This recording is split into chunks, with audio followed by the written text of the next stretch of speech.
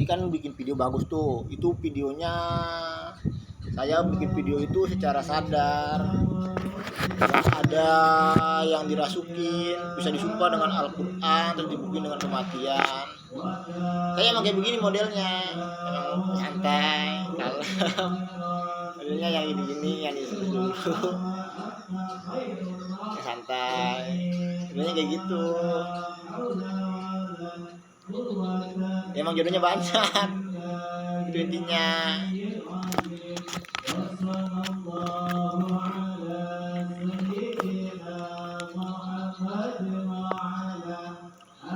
Ya dicuekin aja, nggak pernah dipikirin.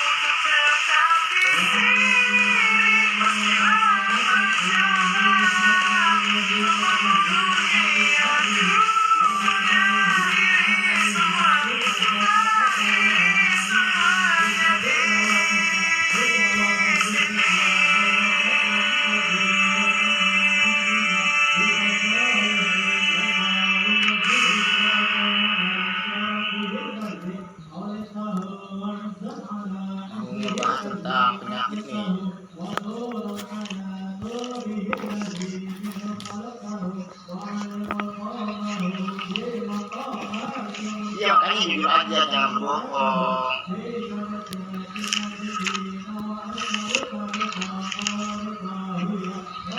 Tentang penyakit dan perasaan malas, saya kira juga sama ya juga.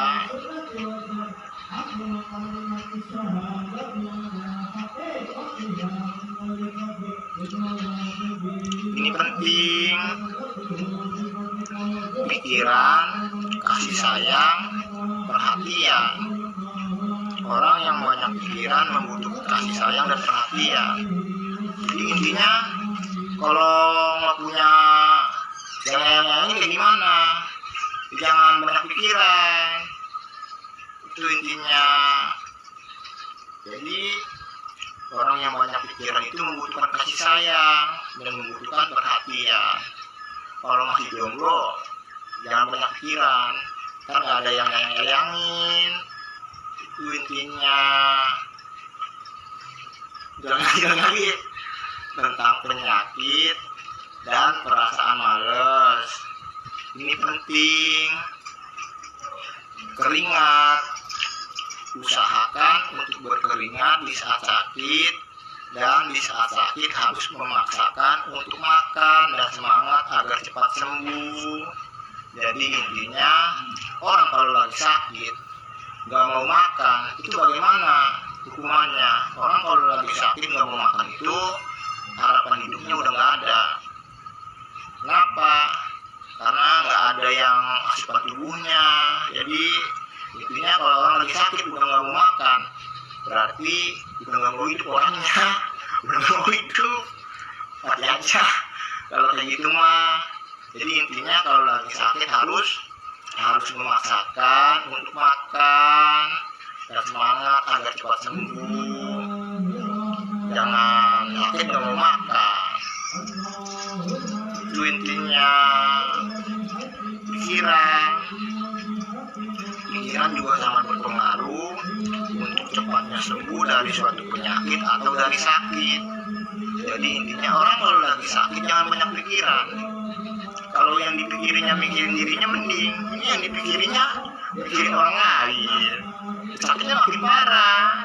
Terus untuk jomblo, untuk jonas tuh, kalau masih jomblo jangan sakit. Karena nggak ada yang mikirin. Intinya kasih sayang sebagai makhluk yang mempunyai hati atau sebagai manusia yang membutuhkan perhatian. Orang kalau lagi sakit itu harus disayangin, jangan dimarah-marahin.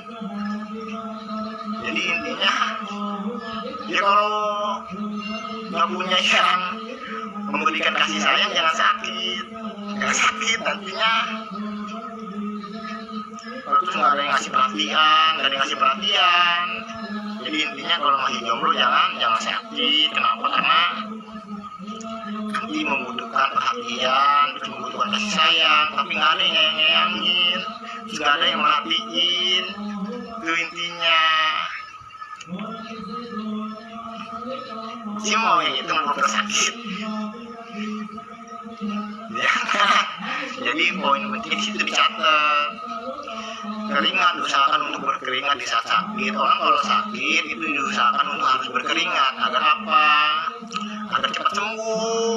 Terus diusahakan untuk makan. Orang kalau sakit nggak mau makan itu udah nggak ada harapan hidupnya, udah nggak ada sama sekali. Mesti mati aja. Jadi makanya kalau nggak mau mati makan, sakitnya jadi pada makan. Itu intinya. Harus memaksakan untuk makan dan semangat agar cepat sembuh. Terus harus semangat agar cepat sembuh. Itu intinya. Pikiran juga sangat berpengaruh untuk cepatnya sembuh dari suatu penyakit atau dari sakit. Orang kalau lagi sakit jangan banyak pikiran, nanti sakitnya makin parah. Itu intinya. Jadi kalau lagi sakit jangan banyak pikiran. Kalau yang mikirin dirinya mending yang mikirin orang lain, sakitnya makin parah. Jadi makanya jangan banyak pikiran. Kalau lagi sakit terus, kalau nggak punya yang dipikirin jangan sakit dulu. Yang ketiganya kasih sayang. Benar semua. Sebagai makhluk yang mempunyai hati atau sebagai manusia yang membutuhkan perhatian. Orang kalau lagi sakit harus disayang-sayang, harus diperhatiin, jangan dimarah-marahin. Makanya kalau jomblo atau jonas jangan sakit dulu. Kenapa? Karena nggak ada yang memberikan kasih sayang, terus nggak ada yang memberikan perhatian. Itu intinya. Banyak kalau karya saya mah banyak, keren-keren.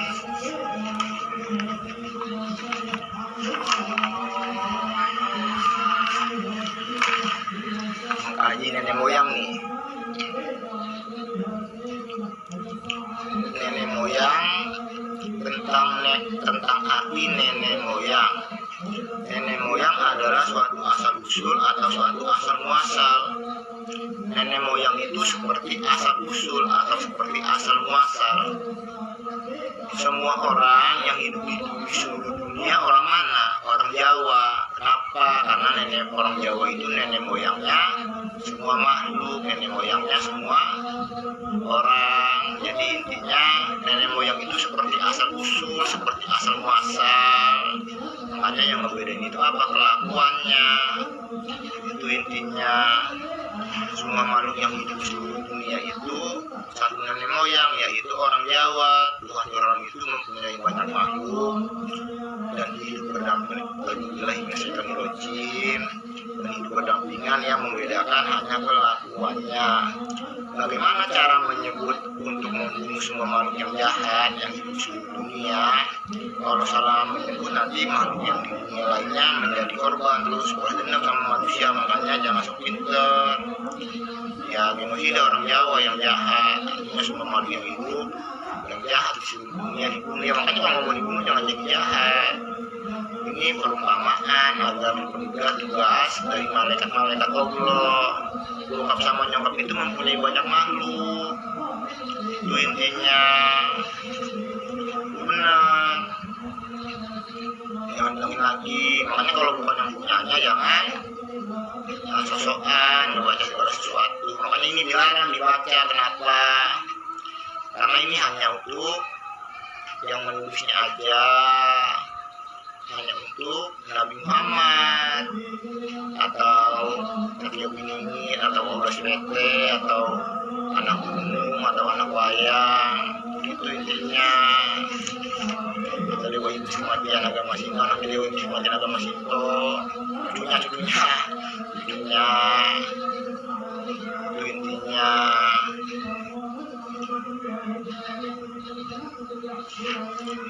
Tentang perilaku suami istri dan kewajibannya. Kapasitas otak laki-laki itu lebih besar dibandingkan perempuan. Maknanya di saat perempuannya atau istrinya marah-marah atau menangis, apa yang akan dilakukan? A. Ikut marah-marah. B. Ikut marah-marah. C. Ikut marah-marah. Salah semua jawabannya. Yang benar bagaimana? Ada seorang istri kepada suami atau ada seorang suami kepada istri itu harus seperti apa? Diajarin nih. Ketika istri itu lagi marah-marah atau ngambek atau nangis, jangan ikutan marah-marah. Kenapa? Karena otaknya laki-laki itu segini otaknya nih. Otaknya perempuan segini. Ini otak laki-laki nih, ini otak perempuan di sini, otak perempuannya otak laki-laki. Jadi intinya mau debat kemana aja tentang rumah tangga, yang salah siapa? Istrinya atau suaminya? Suaminya. Kenapa? Karena otaknya lebih gede dibandingkan perempuan. Jadi intinya kalau perempuan lagi marah-marah, jangan ikutan marah-marah, didiemin, atau ditinggalin. Jangan gitu juga, jangan ditinggalin coy. Karena yang diem-diem kayak gini yang nyakitin. Iya makanya jangan kebanyakan ngambek, dikit-dikit ngambek. Itu makanya daripada dipukul dan tonjokin masih mending kayak begitu. Enggak, maksudnya begini, kalau misalnya ada yang lagi ngambek atau lagi nangis atau lagi marah-marah, didiemin aja dulu, jangan ikut-ikutan marah-marah. Terus kalau nggak suka sama cewek, langsung ditinggalin aja, jangan banyak bacot. Itu intinya. Terus cewek tuh jangan banyak bacot, nanti tinggalin. Itu intinya. Terus mending kayak begini. Kenapa? Karena surganya seorang istri itu ada di suaminya. Ya makanya saya nggak mau lah punya istri kayak begitu. Nanti apa namanya? Biar saya kena jahanam lagi. Makanya saya tinggalin. Karena kayak begitu tuh. Itu baru namanya pendidikan. Pendidikan tuh kayak begitu. Jaga jarak dulu, tunggu saya nikah. Saya belum nikah, masih lajang. Pacaran saya nggak punya. Jadi gimana mau nikah? Orang belum megang duitnya. Sebenarnya mah yang korban mah saya, cuma saya mau sewa ketawa, sewa senyum. Karena saya senyum lagi. Kadang-kadang saya ketawa manggil orang, dipikirnya manggil banyak. Kalau manggil sebelahnya, sebenarnya nangis. Ya nggak gitu juga coy. Ya maksudnya jangan genit-genit. Itu intinya. Jadi poin pentingnya nih, suami istri datang ke hakim, ke pengadilan, berdebat tentang suatu keputusan. Mau debat kemana aja, yang salah siapa? Istrinya atau suaminya? Istrinya salah, yang benar suaminya. Mau debat kemana aja tetap salah suaminya, bukan salah istrinya. Jadi intinya bagaimana? Intinya kalau nggak suka sama cewek langsung tinggalin aja, jangan dibacotin. Terus cewek kalau nggak mau ditinggalin jangan ngoceh-ngoceh, jangan gitu, jangan lagi. Jangan begitu maksudnya di saat seorang istri lagi menangis, ini lagi nangis, didiamin dulu. Udah didiemin tuh kan, jangan ditinggalin. Udah didiemin terus tunggu waktu sampai nangisnya berhenti, baru datengin lagi. Kamu kenapa menangis? Kalau lagi nangis jangan lama-lama, nanti nggak bisa melihat keindahan dunia. Nangisan itu menghasilkan rasa syukur. Terus istrinya ngapain? Ya, makanya pendidikan itu penting. Makanya nih, orang kalau mau menikah dipaksa menemukan jati diri, jangan dipaksa mencari jati diri. Orang kalau dipaksa mencari jati diri itu baru bisa ngapain? Baru bisa ngebedain benar salahnya perbuatan, belum memahami suatu didikan. Jadi intinya penghulu yang nikahin orang, yang dipaksa mencari jati diri, cocok-cocoknya dulu. Yang jadi korban bukannya kamu, bukannya kalian, tapi anaknya yang menjadi korban. Makanya sebelum jadi penghulu sekolah dulu daripada di sekolah lain, masuk ke acara yang itu intinya. Jadi poin pentingnya di situ. Kalau ingin menikah harus dipaksa menemukan jati diri, jangan dipaksa mencari jati diri. Orang kalau dipaksa mencari jati diri bagaimana? Gua dipukul, tontokin, ditunjukin hidup gua, suka gua. Baru dipaksa mencari jati diri, belum dipaksa menemukan jati diri. Itu intinya. Jadi poin penting itu di situ. Kalau kalau ingin menikah harus dipaksa menemukan jati diri. Kenapa? Karena yang menjadi korban anaknya, bukan bapaknya, bukan mamanya, tapi anaknya. Makanya kalau ada penghulu yang nikahin anak atau orang dipaksa mencari jati diri, ditonjok-tonjok, dicunjuk gitu, yang nikahinnya bagaimana? Yang mau nikahnya penjara juga dong. Penjaranya dididik sampai menemukan jati diri.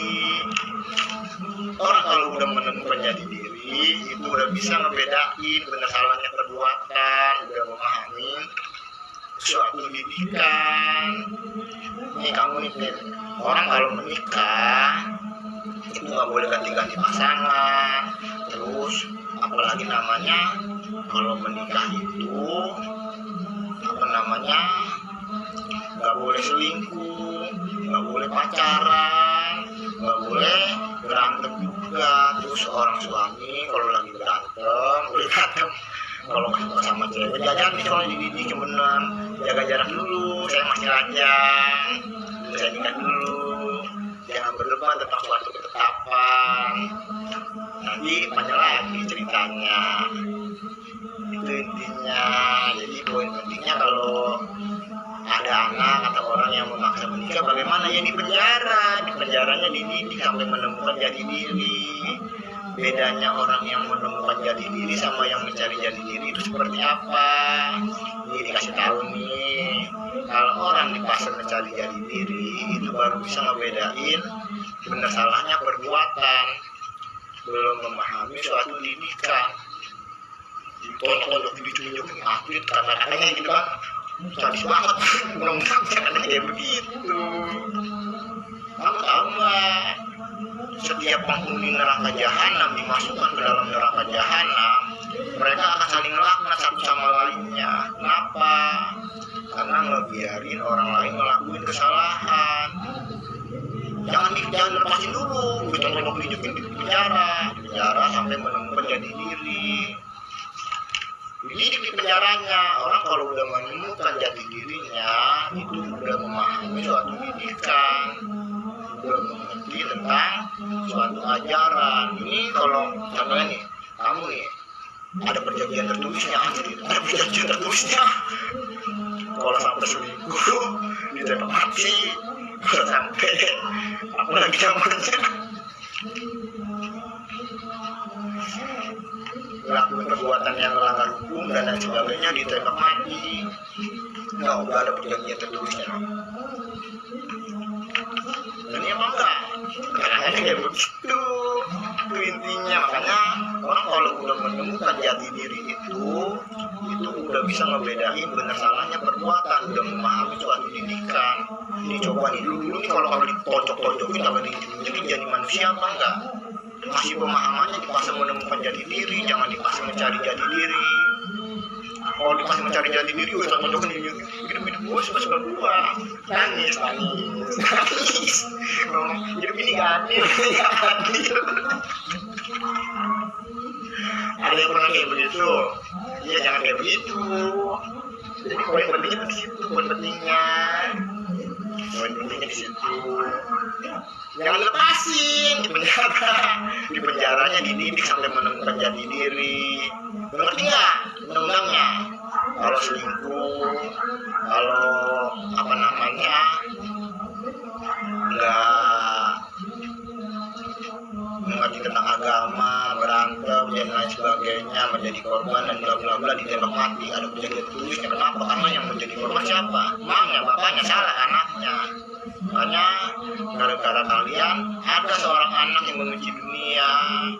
Makanya kalau ingin menikah harus bisa menemukan jati diri. Orang tua terkadang terlalu egois, benar, terlalu egois, mementingkan dirinya sendiri, benar, mementingkan dirinya sendiri. Ya makanya pendidikan itu penting.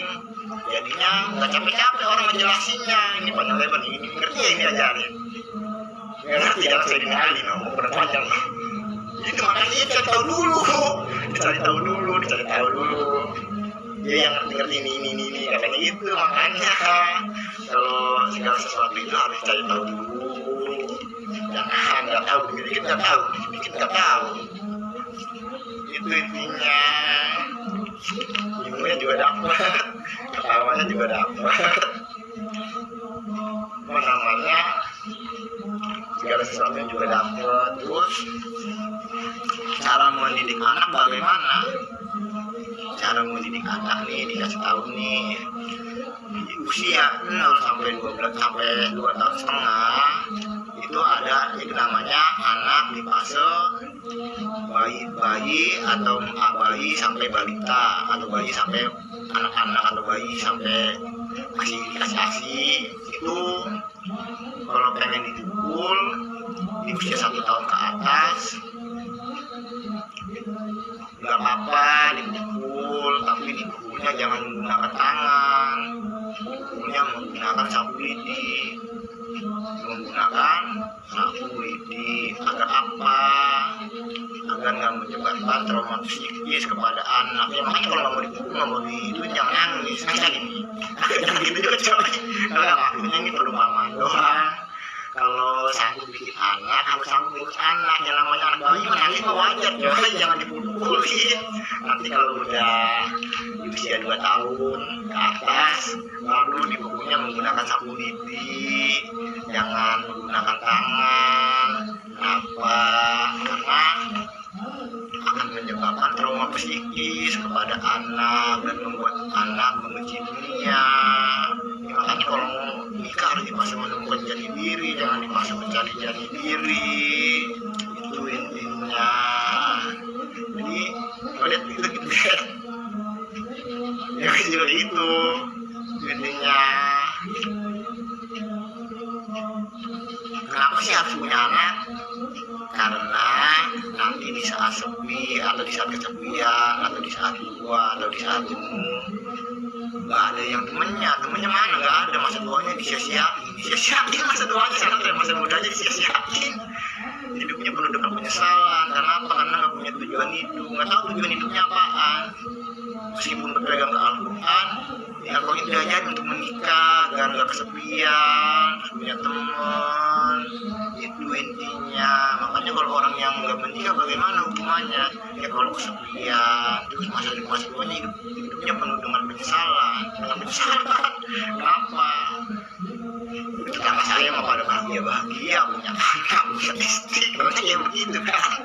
Ya lu dulu ngapain nggak mau nikah? Ya selalu sendiri lah. Mamanya lagi merenung, berpikir.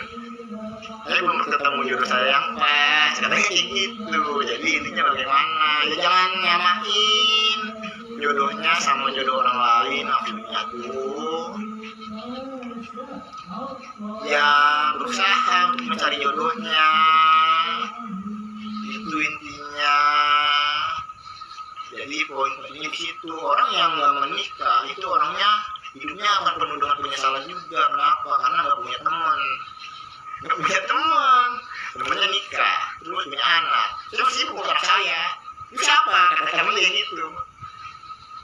Ini yang berusaha rumah tangga orang karena kayak begitu ya. Makanya kalau nggak mau dia begituin harus menikah, tapi dipaksa menemukan jati diri. Untuk sekarang jaga jarak dulu sampai nikah.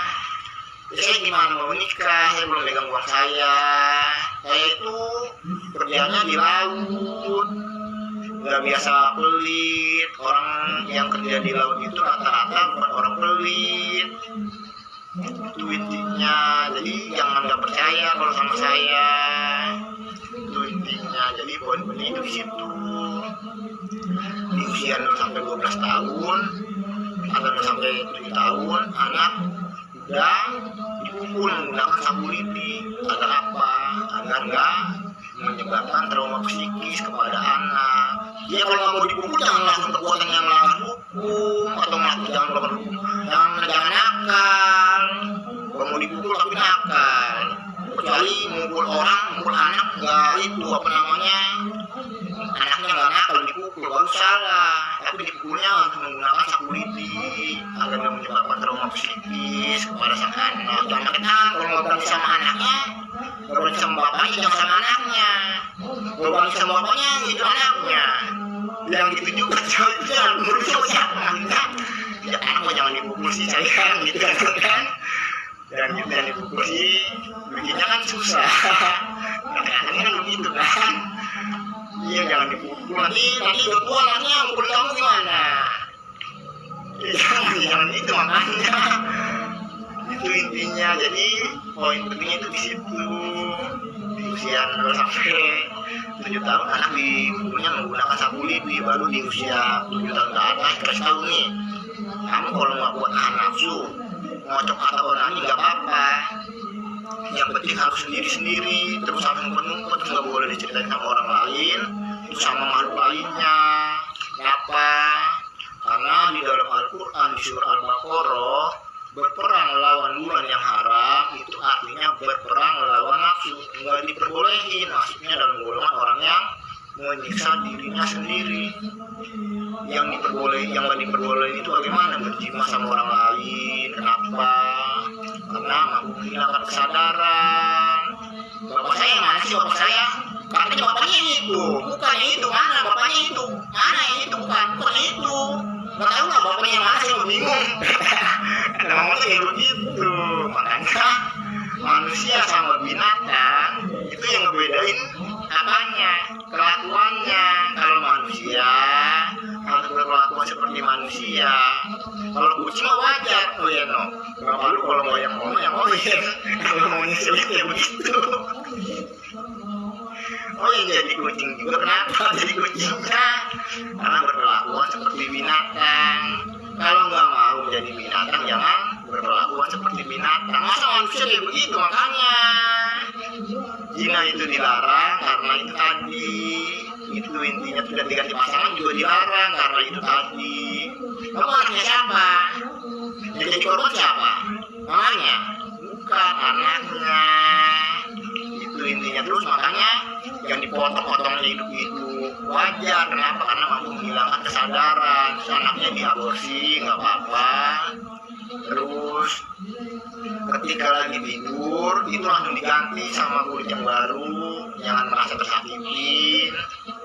Itu intinya.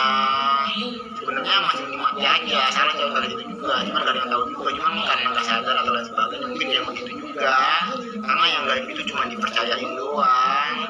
Jadi intinya itu intinya di usia 7 tahun ke atas anak harus diajarin kalau nggak kuat menahan nafsu ngocok atau nanya nggak apa-apa, diperbolehin, yang penting harus sendiri. Terus jangan sama orang lain. Kalau ada yang ngajak pacaran dan lain sebagainya ditonjok-tonjokin aja, dikitin aja sama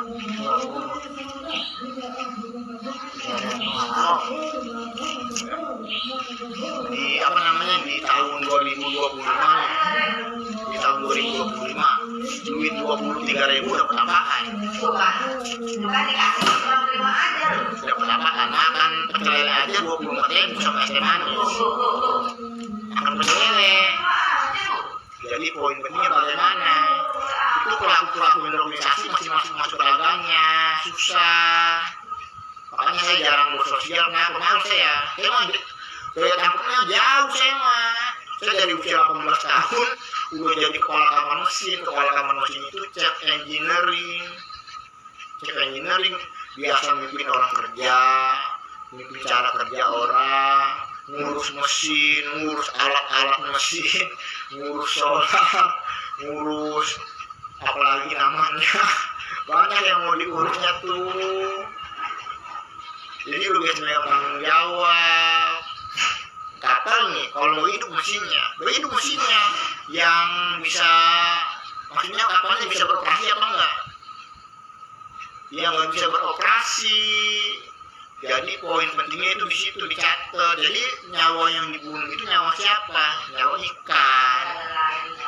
Karena dulu kerjanya sebagai kepala kamar mesin. Itu intinya, atau cek engineering. Saya udah biasa mimpin orang kerja. Ya makanya saya malas waktu ada TNI kok nggak ke Jakarta. Ongkosnya mana ongkosnya? Makanya dia terlantar. Saya malas apa namanya nyeksain diri saya malas. Itu intinya. Ya makanya yang lainnya itu kalau diajarin yang nggak bener jangan pada mau. Yang membayar segala sesuatunya masih menggunakan uang yang sesuai. Makanya fokusnya bawain duit aja. Alamat rumah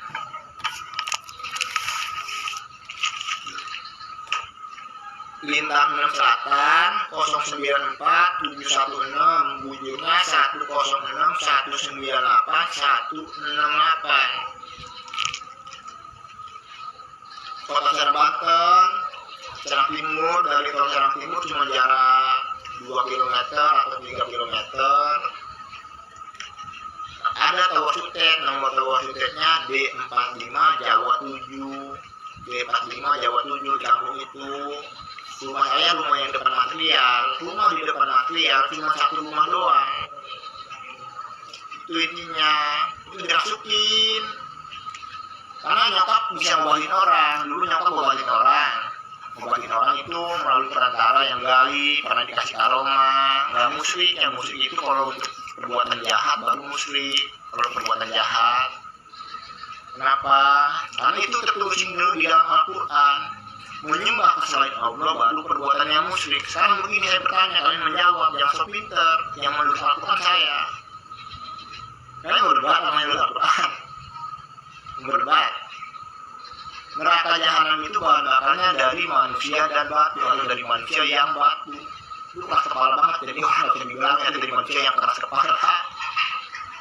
Orang kalau keras kepala jadi penghuni neraka jahanam. Terus atau dari manusia dan batu, atau dari manusia dan batu. Yang tinggal di dalam batu siapa? Jin, artinya dari manusia dan jin. Makanya orang kalau menyembah jin, jinnya masuk ke neraka jahanam, yang menyembahnya ikut masuk neraka jahanam juga. Makanya di dalam Al-Quran ada peringatan, jangan mencari penolong selain aku, atau jangan cari pelindung selain aku, atau jangan menyembah. Jadi kata bapak sama nyokap, kalau ingin menyembah hanya menyembahku aja, jangan menyembah selain aku atau keluarga aku. Itu intinya. Allah itu nama Allah juga, namanya tetap Allah itu hanya besar. Jadi intinya yang musyrik itu seperti apa? Yang musyrik itu menyembah ke selain Allah. Orang yang menyembah ke selain Allah baru namanya orang yang musyrik. Kalau makanya kenapa agama Kristen sama agama Islam berantem dulu? Di dalam agama Islam itu berdoa kepada Nabi dapat pahala, berdoa kepada malaikat dapat pahala. Yang nggak diperbolehin menyembah Nabi, menyembah malaikat dapat dosa. Yang ditanya seperti itu, kalian berdoa apa menyembah? Udah jelas-jelas menyembah Nabi masih bilang berdoa, keras kepala kan? Kitab Taurat itu menunggu Al-Quran. Itu intinya. Terus ditanya sholat kamu kayak gimana? Umat Kristen sholatnya kayak gimana? Itu berdoa namanya, bukan sholat. Benar, kalau mau sempurna bagaimana masuk Islam? Yang jadi pertanyaannya, siapakah yang disalibnya? A. Orang Kristennya sendiri, B. Orang Kristennya sendiri, C. Orang Kristennya sendiri. Ye benar, lama kalian salib. Kenapa? Karena kitab Taurat itu menunggu Al-Quran. Berapa banyak orang Kristen yang masuk Islam atau membaca Al-Quran dengan sendirinya karena membaca kitabnya dengan benar? Banyak. Ya banyak. Kenapa? Karena membaca kitabnya dengan benar. Benar apa enggak kitab Taurat itu menunggu Al-Quran? Benar, itu intinya. Jadi poin pentingnya di situ. Agama yang lurus agama apa aja namanya? 1. Buddha aliran Al-Quran, 2. Hindu aliran Al-Quran, 3. Islam aliran Al-Quran.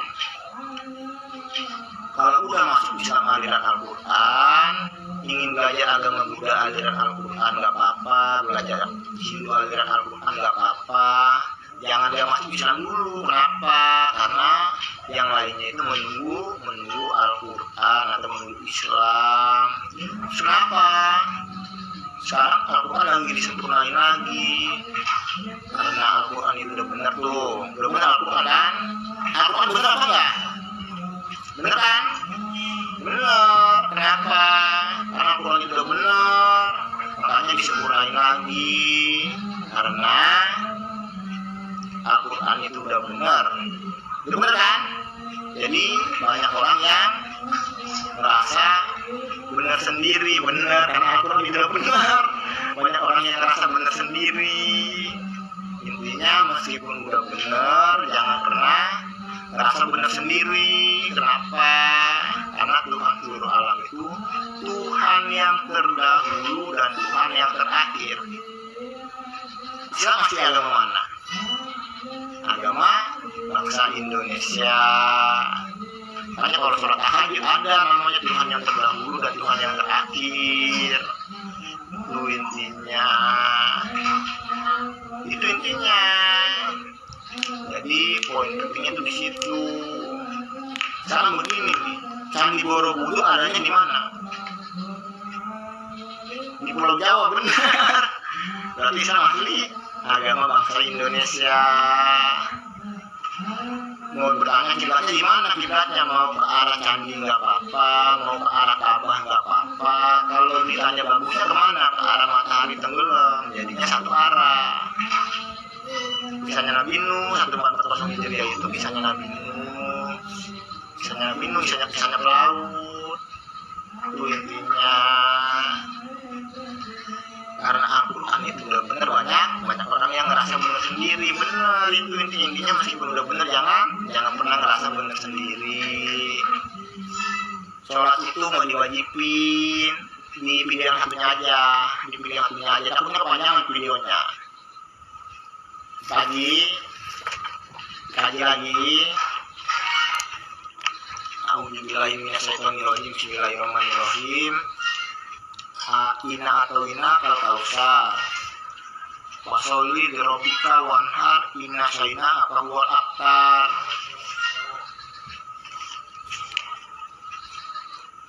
Sungguh kami telah memberimu nikmat yang banyak, maka laksanakanlah sholat karena Tuhanmu. Di dalam Al-Quran, bokap sama nyokap gak menulis waktu-waktu sholat. Kenapa bokap sama nyokap gak menulis waktu-waktu sholat? Ini dikasih tahu nih. Sholat sama sembahyang itu untuk siapa? Untuk Tuhannya atau untuk makhluknya? Untuk siapa? Orang yang gak sholat-sholat, yang gak sembahyang, hidupnya akan seperti orang yang gak punya tujuan hidup. Jadi sholat sama sembahyang itu untuk siapa? Untuk diri sendiri, bukan untuk orang lain. Makanya gak ditulis waktu-waktu sholat. Kenapa? Karena sholat sama sembahyang itu untuk siapa? Untuk diri sendiri, bukan untuk orang lain. Maka laksanakanlah sholat karena Tuhanmu. Kamu ngapain sholat?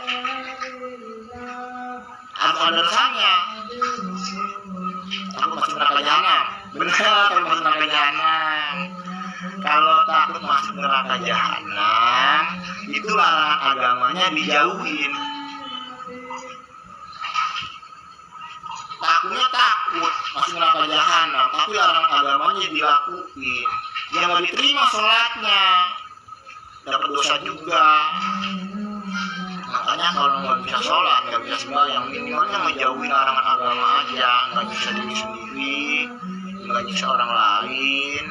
Baru belajar sholat, baru belajar sembahyang. Jangan sholat, sembahyang. Larangannya dilakuin. Yang nggak diterima sholat sama sembahyangnya. Itu intinya. Atau sebagai bentuk dari rasa syukur. Aku ngapain sholat? Sebagai bentuk rasa syukur, nggak apa-apa. Itu intinya. Jadi poin pentingnya, sholat sama sembahyang itu untuk siapa? Untuk diri sendiri, bukan untuk orang lain. Makanya nggak ditulisin waktu-waktu sholat. Kenapa? Karena sholat sama sembahyang untuk siapa? Untuk diri sendiri. Guru kamu siapa? Saya tanya kamu, guru kamu siapa? Panggil guru kamu, panggil gurunya. Gurunya guru kamu siapa? Panggil lagi gurunya. Gurunya guru kamu siapa? Panggil lagi gurunya. Udah tahu salah kok masih dilakuin? Kalian kan punya akal dan pikiran. Kalian mau ngomong apa? Lu kamu ikut sama guru kamu aja ke neraka jahanam. Kata saya kan, guru kamu siapa? Guru saya Al-Quran guru saya. Benar. Kenapa? Karena dalam Al-Quran gak ditulis waktu-waktu sholat, gak ditulis waktu-waktu sembahyang. Karena sholat sama sembahyang itu untuk siapa? Untuk diri sendiri, bukan untuk orang lain. Jadi intinya bagaimana intinya? Intinya guru saya Al-Quran. Kata Al-Quran, saya yang ngajarin dia. Kamu mau ngomong apa? Saya dijaga keasliannya, tulisannya, cara ngebacanya. Kamu mau ngomong apa? Berarti kalian orang-orang yang ingin memanfaatkan orang lain. Ya udah, cocok-cocokin aja, asal dijekin aja. Rata-rata nih baru mengkaji bawahnya dulu. Dan berkurbanlah sebagai ibadah. Yang dimaksud berkurbanlah sebagai ibadah itu apa? Yang dimaksud berkurbanlah sebagai ibadah itu lebaran haji, berkurban bisa. Pernah lihat kalau lebaran haji pada berkurban? Pernah lihat dong. Cuman kalau dikaji secara jauh, arti kata dari Dan berkorbanlah sebagai ibadah itu artinya berkorbanlah itu artinya mengorbankan apa? Mengorbankan waktu untuk bekerja, mengorbankan waktu untuk bekerja. Bekerja adalah ibadah, ini adalah ibadah. Pernah dengar dakwah kayak begitu? Pernah dengar benar? Di mana tertulisnya di dalam Al-Quran di surah Al-Kautsar yang dimaksud berkorban sebagai ibadah itu kalau dikaji secara jauh orang yang mengorbankan waktu untuk bekerja. Ya, bekerja di jalan yang baik, kalau di jalan yang nggak baik ngapain belajar agama? Artinya orang yang mengorbankan waktu untuk bekerja di jalan yang baik artinya orang yang sedang beribadah. Makanya sih ibadahnya nggak putus-putus. Bekerjanya di jalan yang baik, itu intinya. Terus kalau belum waktunya bekerja ngapain Ustaz? Kalau belum waktunya bekerja, anak-anak yang mengorbankan waktunya untuk berbakti kepada kedua orang tuanya disebut anak-anak yang sedang beribadah. Jadi intinya kalau anak-anak tuh belum waktunya bekerja berbakti kepada kedua orang tuanya disebut anak yang sedang beribadah. Dan mendekat terus kalian kan mengkaji yang ini kan rasis di mana, yang mana yang rasisnya? Sekarang begini saya bertanya, orang bisa ngebaca nih, bisa ngebaca, orang bisa ngebaca kan? Bisa berpikir apa enggak? Orang bisa ngebaca, bisa berpikir apa enggak?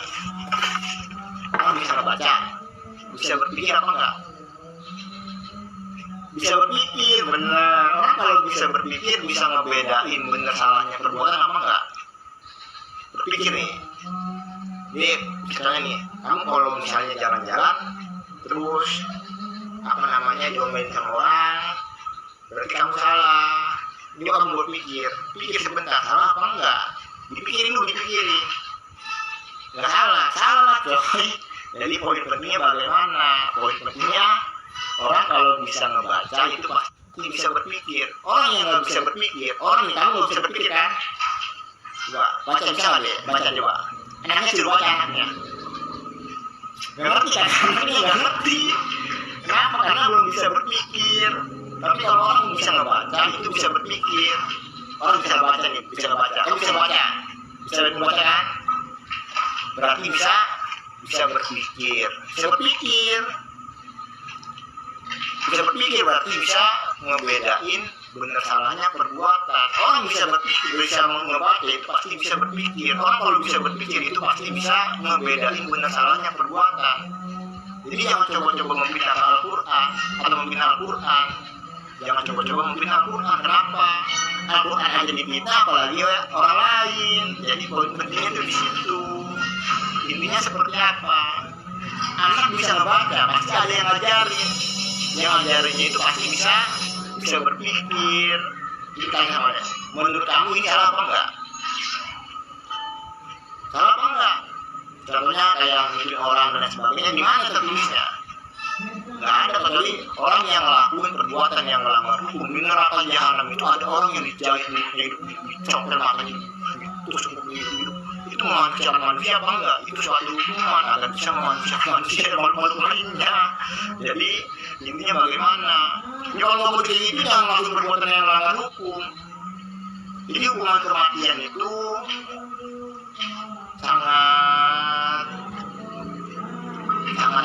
sangat memanusiakan manusia.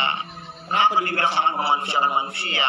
Karena kalau dibiarin dilihat pelaku indoktrinisasi pada terbuka aja matanya, melihat dunia. Juga lihat korban-korban indoktrinisasi yang badannya kurus kering dan lain sebagainya. Gimana perasaannya? Yang binatang itu siapa? Gak apa-apa, ada Al-Quran sebagai saksinya. Gak apa-apa, tinggal dicoba dengan Al-Quran, dibuktiin dengan kematian. Gak usah takut. Jadi poin pentingnya di situ. Ada Al-Quran sebagai saksinya takut. Dan takut itu orang-orang yang berbohong. Berbohong itu menimbulkan fitnah. Dan fitnah lebih kejam dari pembunuhan. Pembunuhan aja ada yang dihukum mati, apalagi orang yang memfitnah wajib mati juga. Makanya kalau mau mati jangan berbohong, itu intinya. Nah, poin pentingnya di situ, undang-undang itu atau hukuman itu ada. Kenapa? Karena orang ngelakuin perbuatan yang melanggar hukum. Kecuali orang nggak ngelakuin perbuatan yang melanggar hukum, baru salah menghukum orang. Terus orang yang kayak bom, terorisme dan lain sebagainya itu bagaimana? Itu alat propaganda. Alat propaganda itu orang-orang yang melakukan propaganda. Di mana di dalam Al-Quran itu bisa ngebom orang, membunuh orang yang nggak bersalah? Di mana? Nggak ada. Yang adanya hanya berkurbanlah sebagai ibadah. Lebaran haji itu ada lebaran haji, orang yang motong kambing disebutnya berkurban. Jadi poin pentingnya jangan pura-pura bego, jangan pura-pura tolol. Mereka itu ingin membuat orang-orang membenci suatu agama. Agama itu tujuan hidup. Orang kalau nggak punya tujuan hidup, hidupnya akan seperti kipas angin yang muter-muter aja. Kipas angin aja ada tujuannya, menghasilkan angin. Muter-muternya kalian hidup bertujuan, muter-muternya apain? Nggak tahu. Karena nggak punya agama. Itu intinya, agama itu tujuan hidup. Jadi jangan coba-coba memfitnah Al-Quran. Terus poin penting dicatat, rata-rata nih orang kalau bisa baca itu bisa berpikir. Orang kalau bisa berpikir itu bisa ngebedain benar salahnya perbuatan. Orang kalau bisa ngebedain benar salahnya perbuatan, berarti bisa memahami suatu didikan. Untungnya apaan? Ngajarin yang gak bener sama anak-anak kecil itu untungnya apaan? Gak ada. Yang adanya orang-orang yang sok pinter, ingin membuat orang takut belajar agama. Orang takut belajar agama gara-gara siapa? Gara-gara siapa takutnya? Gara-gara kalian. Itu intinya. Jadi poin pentingnya di mana poin pentingnya? Kalau pengen baca Al-Quran, baca aja. Waktu soal ada yang larang orang belajar ke Al-Quran, kocok-kocoknya aja, minjem-minjemin aja. Kenapa? Karena Al-Quran itu kitab sucinya semua ajaran agama. Kitab-kitab yang lain itu hanya menunggu Al-Quran. Itu intinya. Makanya Al-Quran itu dijaga keasliannya, tulisannya, cara ngebacanya. Jadi poin pentingnya, orang kalau bisa ngebaca itu bisa berpikir. Orang kalau bisa berpikir itu bisa ngebedain bener salahnya perbuatan bener. Jadi jangan coba-coba bikin Al-Quran. Itu intinya. Terus yang ketiganya, dan mendekatkan diri kepada Allah. Artinya apaan? Bukan dekat-dekatan sama orang yang paham agama, bukan, tapi ngejauhin larangan agama. Orang yang ngejauhin larangan agama itu udah otomatis ngedekatin dirinya kepada Allah. Itu intinya. Sungguh orang-orang yang membencimu dialah yang terputus dari rahmat Allah. Jarang sholat, jarang sembahyang, meninggalnya masuk surga. Kenapa? Karena ngerti yang diajarin yang ada di dalam Al-Quran. Itu intinya. Guru kamu siapa? Guru saya Al-Quran. Saya berpegangnya Al-Quran. Kamu berpegangnya kemana? Kemana? Ke guru kamu? Ya udah, bukan guru kamu aja. Itu intinya. Jadi poin pentingnya berpegangnya ke Al-Quran aja. Guru kamu siapa? Al-Quran. Saya berpegangnya Al-Quran aja. Itu intinya, kata-katanya kayak begitu. Itu intinya. Terus kalau nggak tahu mengkaji Al-Quran, bertanya kepada yang tahu. Jangan malu untuk bertanya. Itu intinya. Mulai lagi nih, a'udzubillahi minasyaitonirrajim, bismillahirrahmanirrahim. Ar-Ra'atal lagi bagi bidin, wajalika lagi ya diuliyati, wala yahudu ala tamim miskin, wa wailul musa'in ala jinahum an-salat ibsa'un, ala jinahum yura'un wa yamna dunal ma'un. Tahukah kamu orang yang mendustakan agama? Kata lain dari mendustakan itu mengkhianati. Tahukah kamu orang yang mengkhianati agama? Maka itulah orang yang mengambil anak yatim. Kata lain dari mengambil itu mengambil. Artinya orang yang mengambil hak anak yatim. Anak yatim itu anak siapa? Anak orang benar. Artinya orang yang mengambil hak